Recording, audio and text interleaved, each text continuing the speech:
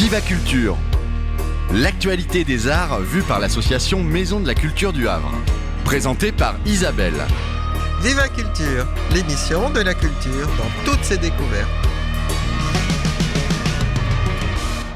Bonjour à toutes, bonjour à tous et bienvenue dans Viva Culture. Aujourd'hui c'est l'instant ciné. Corinne Saunier nous parle de la leçon de piano de Jane Campion. Quant à moi, je m'entretiens avec Anna Stein, une peintre d'origine hongroise, de renommée internationale. Elle expose actuellement à la galerie Agnès Sabova, 87 rue Émile Zola. Et ensuite, nous entendrons Allegro Barbaro de Bartók par Balázs L'instant ciné un pianiste hongrois. Par Corinne Saunier. Bonjour et merci de nous avoir rejoints pour cet instant ciné, dans lequel il sera question du film La leçon de piano de Jane Campion, et plus précisément du personnage féminin principal, prénommé Ada.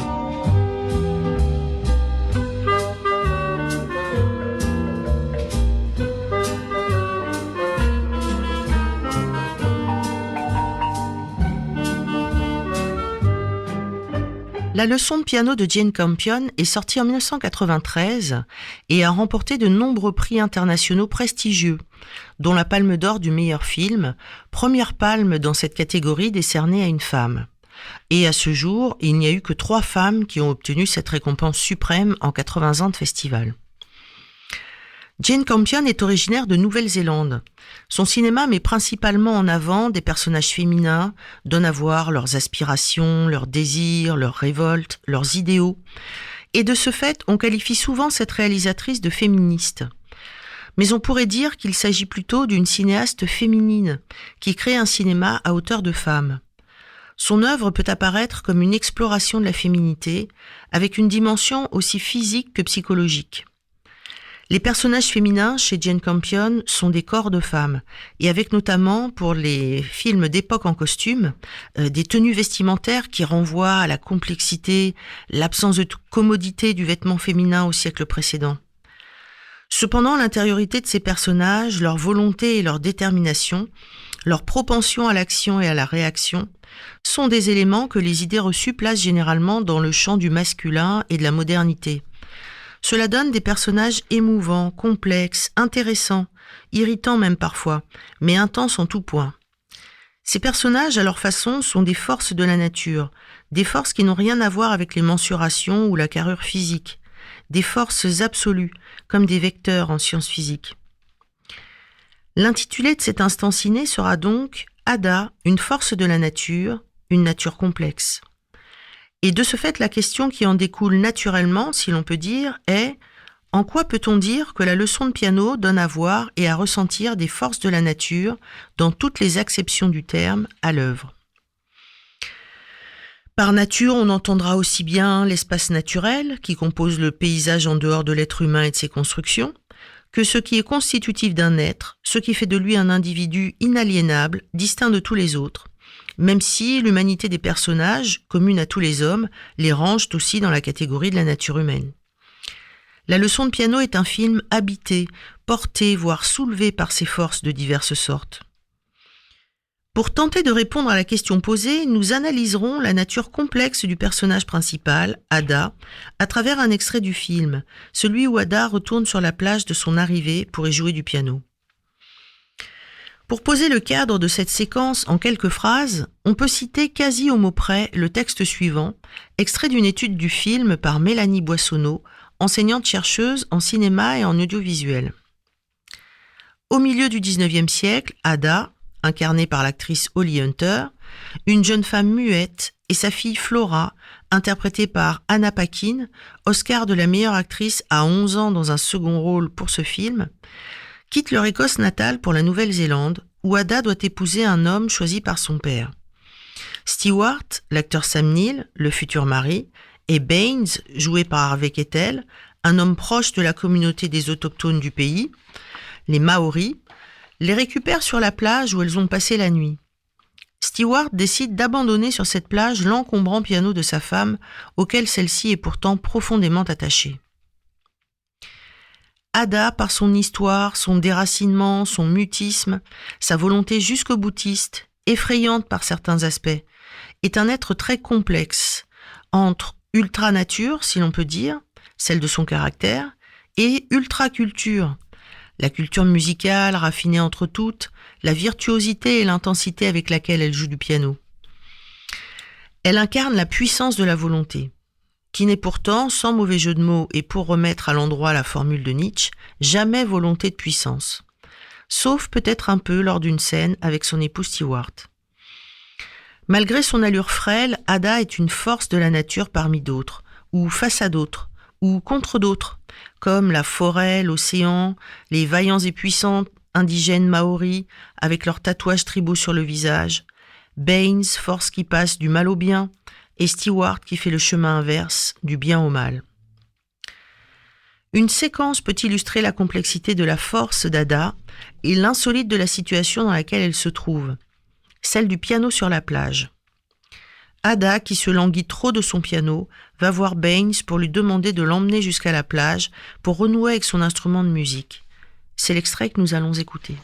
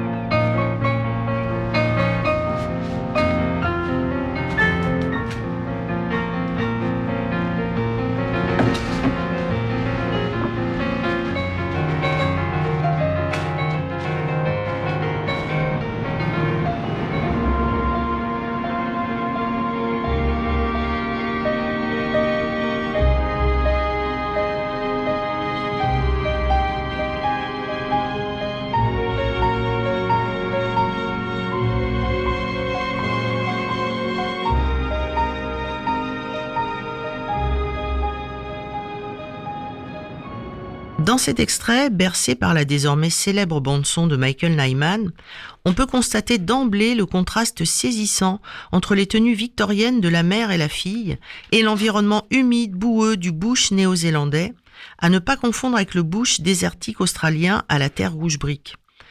Nous sommes précisément entre nature et culture.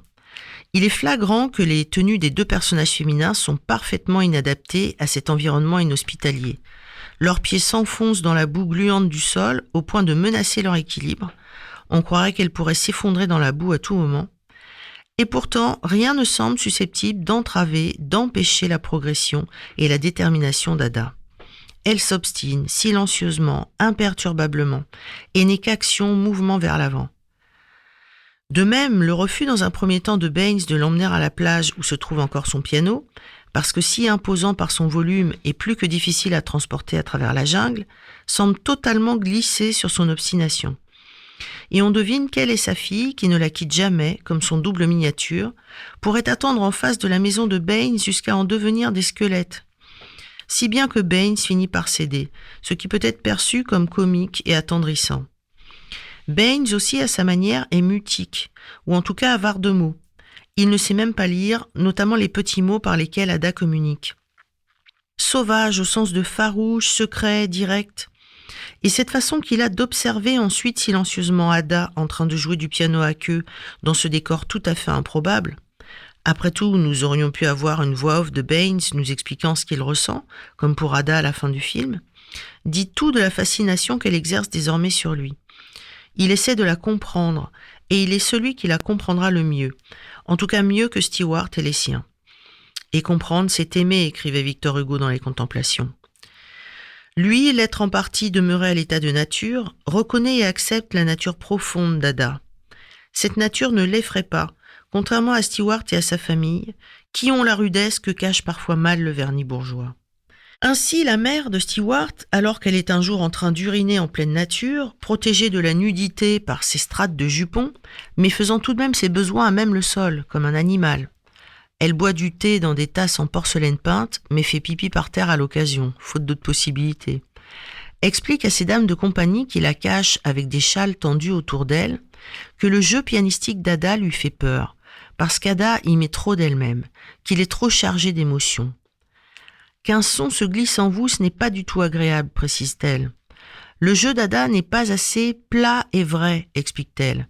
Et par plat et vrai, comprendre, prosaïque, débarrassé de toute force expressive, alors que cette force est l'essence même de l'art. De même, Stewart avoue à sa mère qu'il pense qu'Ada est un peu dérangée peut-être, ce qui l'inquiète beaucoup, car elle joue du piano sur une table où est gravé un illusoire clavier et qu'elle joue sur ce piano imaginaire comme s'il était vrai. La nature de la famille de Stewart et, quoique dans une moindre mesure, de Stewart lui-même, n'est pas d'avoir une vie intérieure. Aussi, les manifestations de la vie intérieure d'Ada, passionnée, mouvementée, les insécurisent-elles au plus haut point. Lorsqu'Ada joue du piano à la plage, tout se passe comme si tout rentrait dans l'ordre. Elle sourit enfin, s'abandonne, joue face à l'océan, symbole de l'ouvert, de la liberté, de l'impétuosité. Sa fille Flora peut enfin redevenir une enfant à part entière, et non plus le chaperon traducteur. Elle quitte d'ailleurs momentanément son costume de double, de mini-Ada, fait des roues en sous-vêtements sur le sable, joue avec des algues, trace un magnifique hippocampe bordé de coquillages. La tombée de la nuit et l'arrivée de Baynes avec les planches qui vont coffrer à nouveau l'instrument de la voix intérieure d'Ada marquent la fin du moment de grâce. Le dernier plan de la séquence, en plongée, qui nous permet d'admirer l'hippocampe, mais qui annonce aussi une menace, comme tous les plans en plongée en général, signifie le retour à la tristesse et au néant du quotidien auprès de Stewart. Brave homme, mais qui, faute de comprendre Ada et de réussir à se faire aimer d'elle, va devenir inexcusablement violent avec elle, et en arriver à de terribles extrémités, dont l'amputation d'un doigt d'Ada, qui veut obstinément, là encore, voir Baynes, parce qu'il est devenu son amant. Cette amputation peut être interprétée comme une tentative de castration de la volonté d'Ada, cet être dont il semble impossible de contrarier la nature, et aussi une castration de sa relation fusionnelle avec son piano et le fait d'en jouer. Ce geste est également un terrible aveu de frustration et d'impuissance de la part de Stewart face à l'amour fou qui lie désormais Baynes et Ada. Enfin, dans le dernier plan de la séquence, on peut remarquer qu'Ada, fidèle à sa nature décidée, part d'une traite et marche droit devant elle, imprimant une ligne droite avec ses pas, tandis que les pas de Baynes et Flora décrivent des courbes sur le sable qui vont toutes deux finalement converger vers la ligne tracée par Ada. La famille inattendue et recomposée qu'ils vont former à la fin du film est déjà suggérée par la symbolique de ce plan final. Et c'est sur le souvenir de cette musique entêtante, à la fois mélancolique et pleine d'espoir exalté, que nous allons nous quitter. À bientôt, et surtout, n'oubliez pas d'aller au cinéma. Anna Stein ? Allô ? Oui, allô Anna Stein ? Je suis là. Oui, bonjour, ici Isabelle Royer. Bonjour. Alors, je vous appelle parce que vous êtes en train de préparer une exposition au Havre, à la galerie Agnès Abova, rue Émile Zola, et j'aurais voulu que vous nous présentiez un petit peu votre œuvre, qui est évidemment pour moi, assez forte. Et j'aimerais donner envie aux Havrais de venir la visiter, puisqu'elle recoupe plusieurs périodes de votre inspiration. En particulier, peut-être une première période abstraite, c'est ça? Oui, tout à fait. Ce sont des œuvres que j'ai créées dans les années 66, 67, 72 et plus. Oui, Et actuellement, les historiens d'art s'intéressent fortement à cette période. oui, D'où le choix certainement d'Agnès Sabova. voilà, c'est ça. Oui. Et alors, j'y ai vu évidemment des formes géométriques, dans des bleus, gris, voilà, et des visages également. Alors, les visages, c'est un peu plus tardif. Oui, Dans cette première période, ce sont des formes abstraites, oui, mais qui ont un certain dynamisme, un certain mouvement. oui, Pendant ces années, j'ai vécu dans la région de la Beauce, au sud de Paris, pas loin de Pithiviers, oui, dans un tout petit village où j'avais un très bel atelier oui, et je pouvais me concentrer sur cette création où où j'ai créé des formes tout à fait personnelles, oui, mais avec une arrière-idée de Paul Klee, oui. du peintre Paul Klee. C'est-à-dire que vous étiez inspiré par les paysages peut-être qui vous entouraient, mais votre inspiration était dans votre imaginaire également. Absolument. Mhm. Et quand je regarde ces tableaux, effectivement, ils sont tout à fait seuls Oui, dans cette période. Personne ne faisait des choses comme ça. oui, oui, Et même les couleurs, assez fortes, oui. Plutôt froide, il me semble. plutôt froides, oui, Oui, oui, et une certaine dynamique. C'est ça qui oui, c'est comme si ces formes bougeaient, pourront bouger. c'est ça. Il Oui, y a ce mouvement que je décèle. voilà. Et il y a aussi une évocation de l'espace, Mhm. puisque la Beauce que je regardais de mon atelier était des grandes étendues. Et moi-même, finalement, j'étais avec le père de mon fils, Oui, mais on était seuls. oui. On était les petits Hongrois. Oui, il faut dire qu'effectivement, vous êtes originaire de Hongrie. Je suis née en Hongrie, à Budapest, Oui, et je suis venue en France en 1956, après la révolution que nous avons fait, nous les étudiants Voilà. de l'époque. voilà, c'est J'étais à ça. l'école des Beaux-Arts. Oui, oui, oui. Et donc, dans cette Beauce, il y avait des îlots que je représente sur les tableaux, Oui, où il y avait cette petite vie de recluse, puisque j'avais ni famille, ni amis par là. oui, Encore que j'étais en très bon terme avec les gens du village. oui. On n'était pas isolés, Mhm. mais tout de même, c'était un autre monde. Oui, oui. Et ça, ce monde apparaît aussi dans les tableaux Voilà, que Oui. je constituais, que je créais autour de moi. bien sûr. Et alors, vous avez une autre période qui est beaucoup plus figurative et d'ailleurs beaucoup plus colorée. Oui, encore que je regarde cette première période, il y a une coloration, mais moins appuyée. Oui, Peut-être